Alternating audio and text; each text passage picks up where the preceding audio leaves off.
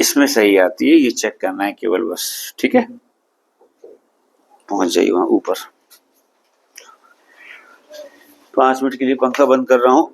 Please come to the point and please concentrate your mind. जो भी mind इधर उधर चल रहा हो जिसका, सुन लें आप, एक जगह कंसंट्रेट कर लें।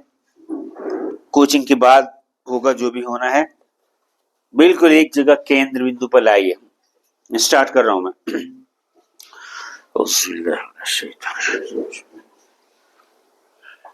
देखिएगा, ये टॉपिक जो लिखा हुआ है वो लिखा है figure of speech. Figure of speech, इसको हिंदी में अलंकार बोलते हैं। आपने पार्ट्स ऑफ स्पीच पढ़ा, बचपन से पढ़ा, क्लास 3rd 2 से आपने पढ़ा।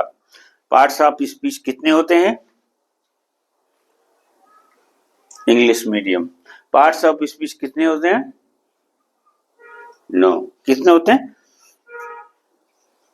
वो या कितने होते हैं? You are the winner of पन्ना यार, you don't know parts of speech.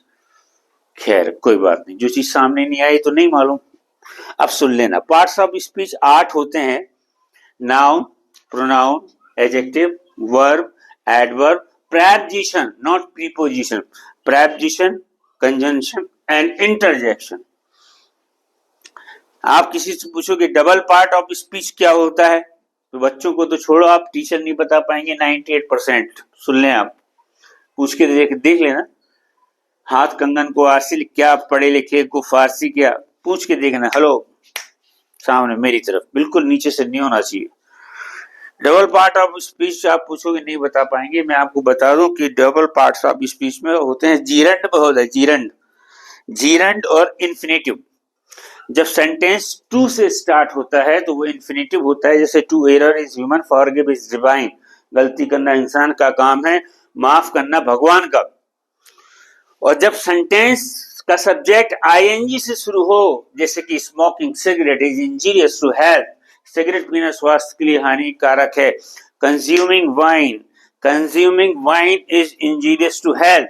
Swimming is the best exercise. ING से स्टार्ट हो तो वो डबल पार्ट्स ऑफ स्पीच है। फिगर ऑफ स्पीच में इसको अलंकार कहते हैं। हिंदी से 98% बिल्कुल पूरा वही है, 2% थोड़ा सा फर्क है। अब ध्यान से सुनिएगा आप। फिगर ऑफ स्पीच मैंने ऐसे कंप्लीट की थी, ठीक है। इसको इस टेक्निक से याद की थी। इसमें हमने फार्मूला भी बनाया, जगह नहीं बची थी तो नहीं भी लिखा मैंने कहा हो गया, करना क्या, चल जाएगा इतने में, क्योंकि ये कठिन है ही नहीं, सिंपल टॉपिक है। आप लोगों ने अलंकार पढ़े हैं इसलिए आपको बिल्कुल सरल लगना है। जिन बच्चों ने उर्दू पढ़ी है उनको फोनेटिक्स बहुत सरल लगती है, संस्कृत पढ़ी है जिन्होंने उनको फोनेटिक्स सरल लगती है साउंड सिस्टम के हिसाब से। तो क्वेश्चन ये उठता है कि अलंकार क्या है। सबसे पहले फिगर ऑफ स्पीच है क्या, आप बताएंगे। फिगर ऑफ स्पीच है क्या? हाँ जी, हिंदी में जो शब्द भाषा या वाक्य नहीं समझ पाते। ठीक है। काव्य की शोभा बढ़ाने वाले तत्वों को अलंकार कहते हैं। सिंपल डेफिनेशन ये है। आपने उपमा अलंकार पढ़ा, रूपक पढ़ा, अनुप्रास पढ़ा, अतिशयोक्ति अलंकार पढ़ा, वगैरह वगैरह पढ़े हैं। आपसे पूछ रहा हूं, अतिशयोक्ति अलंकार का एक उदाहरण हिंदी में दीजिए।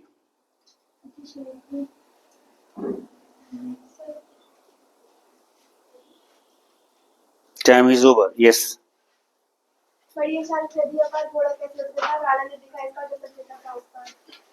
बिल्कुल सही।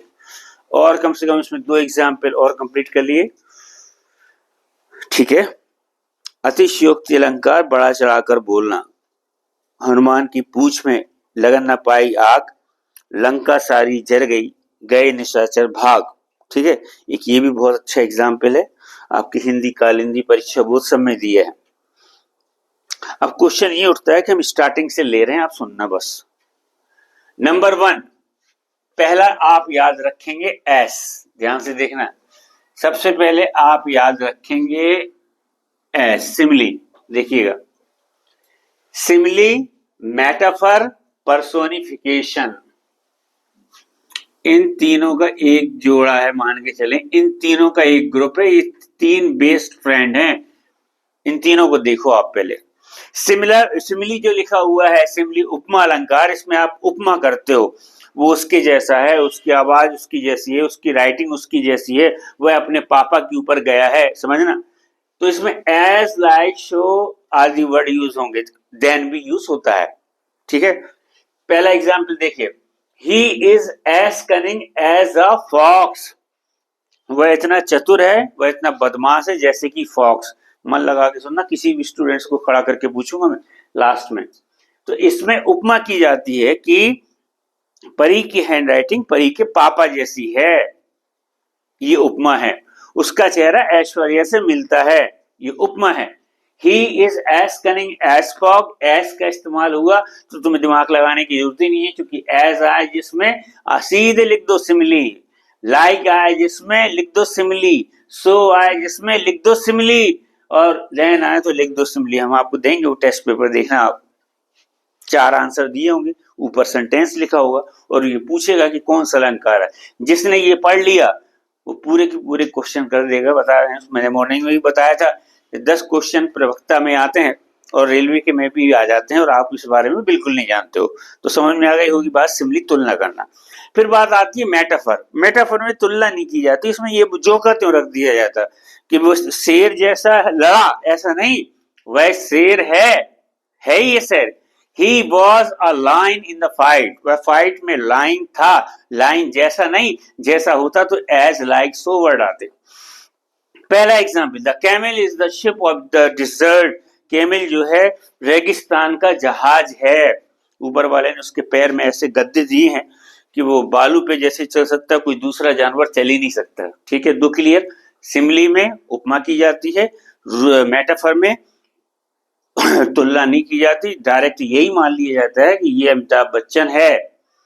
तीसरा आता है personification. Personification personality, personality is the origin form, Latin word is the persona.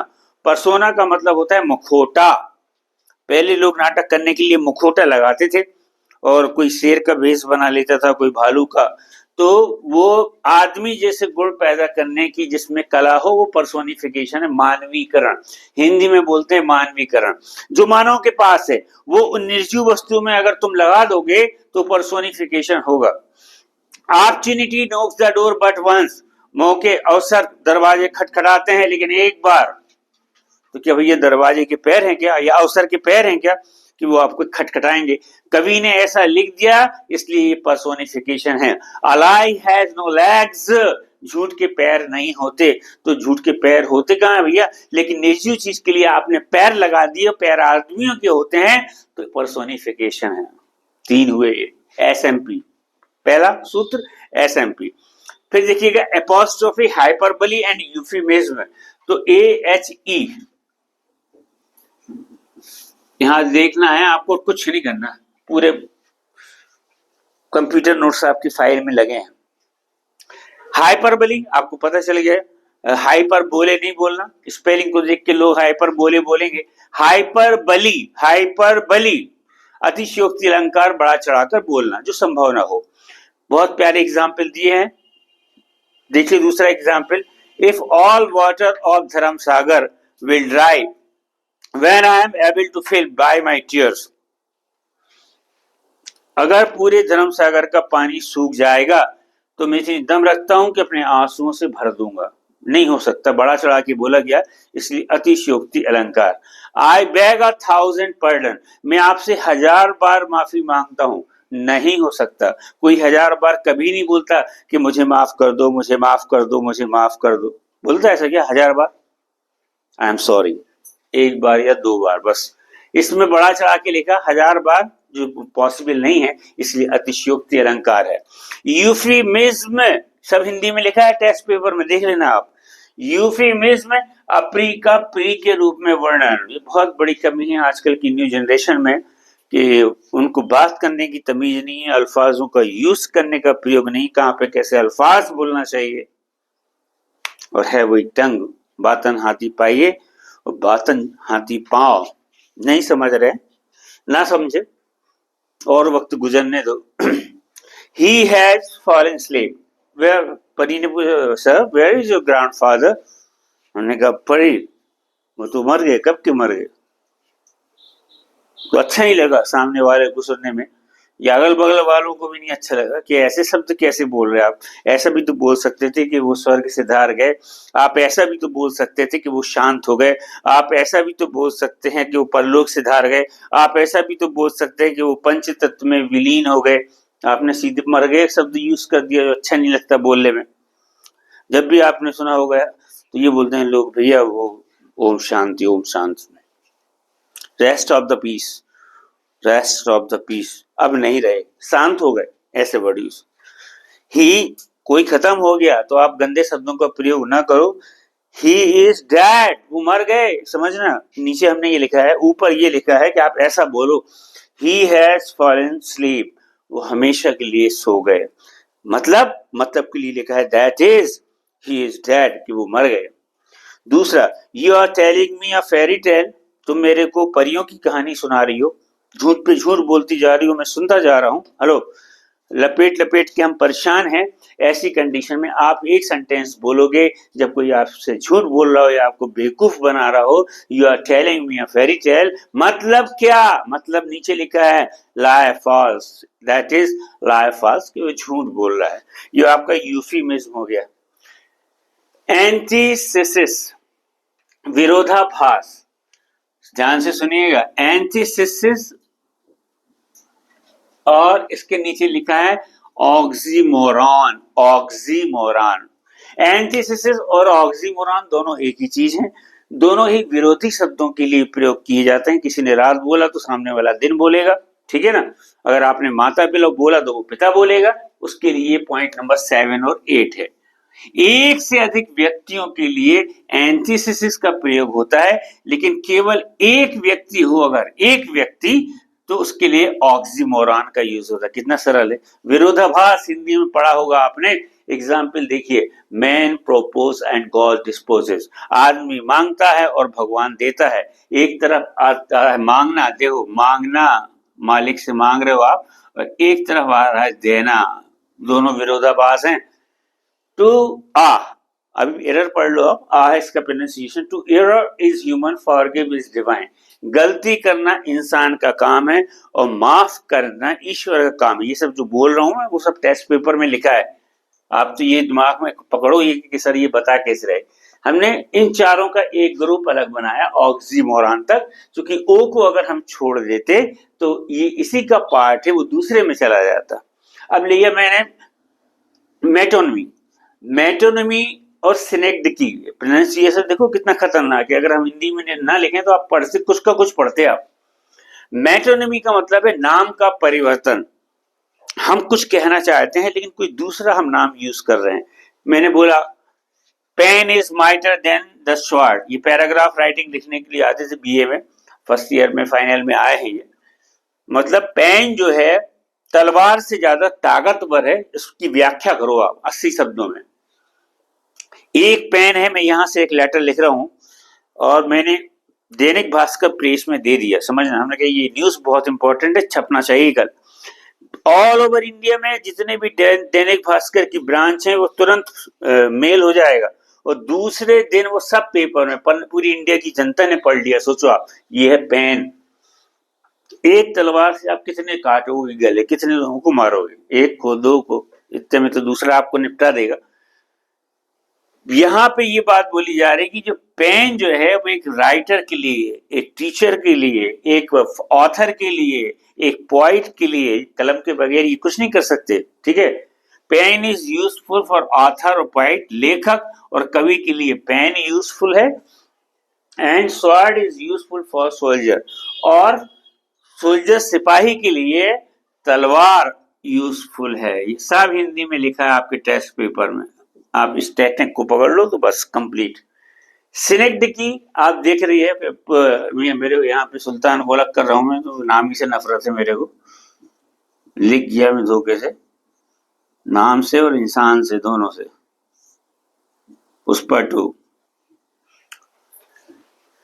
सिनेक्डिकी एक के लिए, जब मैन ऑफ द मैच या कोई मेडल दिया जाता है या कोई वर्ल्ड कप दिया जाता है तो कैप्टन को बुलाया जाता है। कैप्टन आता है, वो साथ में एक दो लोग चले जाएं बात अलग है, लेकिन मेन कैप्टन को पहुंचना चाहिए।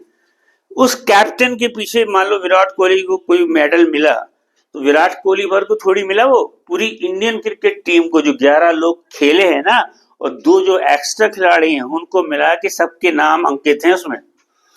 वही बताया जा रहा है कि जैसे हमने एक शब्द बोला पुष्पा 2 हैड फ्लॉप्ड, यहां लिखा है तो यहां पे अब मेरे को लिखना पड़ेगा सुपर हिट। आप ना सुधारना, वो लिखा रहे तो आप फोटो भेज दी थी, क्योंकि हमने super hit in the box office. सोचिए आप, पुष्पा 2 इतनी पतली आवाज, अगर उसकी ओरिजिनल आवाज में डबिंग होती ना तो पिक्चर फ्लॉप हो जाती।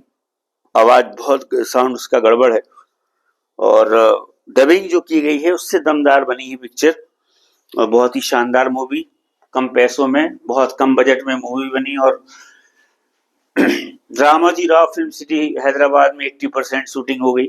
वो आप जो चंदन के ट्रक और पीछे बैकग्राउंड देखते हैं वो सब पूरा सिनेमा जगत का हाल है, मतलब किस तरीके से इफेक्टिव बनाना है भैया, ध्यान रखना आप। इसके बाद आपको आना है Pushpa 2 had super hit in box office.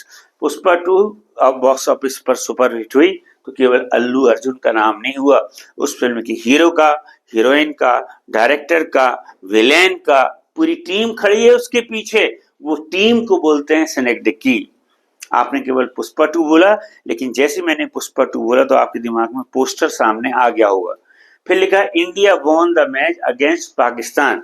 India match जीती पाकिस्तान के खिलाफ जो लड़ी थी, तो यहाँ पे आया इंडिया, तो इस इंडिया के पीछे इंडियन क्रिकेट टीम है, उसके पूरे प्लेयर्स हैं, उसके कोच हैं, सबके नाम आएंगे। तो यहाँ पे आपका ये एंटीथेसिस और ऑक्सीमोरॉन तक जाएगा। फिर ये आप देख रहे हो मेटोनिमी और सिनेडिक्की, ये इन दोनों का जोड़ा बनेगा बस एमएस का, ठीक है। एमएस का जोड़ा बनने के बाद ये देखिए अलग है, वो सब अलग है, देखिएगा। एलिट्रेशन जिसको बोलते हैं अनुप्रास अलंकार, अनुप्रास अलंकार जहां पे वर्ण की आवृत्ति, उस वर्ण की, किसी शब्द के वर्ण की आवृत्ति बार बार हो तुकबंदी के लिए, वहां अनुप्रास अलंकार होता है। परीक्षा में कोई डेफिनेशन नहीं आती किसी भी कंपटीशन में, आप तो पहचान की ये बताओ कि ये क्या है। द फेयर ब्रीज ब्ली, स्वच्छ हवा बही, बिली, ब्लो का सेकंड फॉर्म बिली।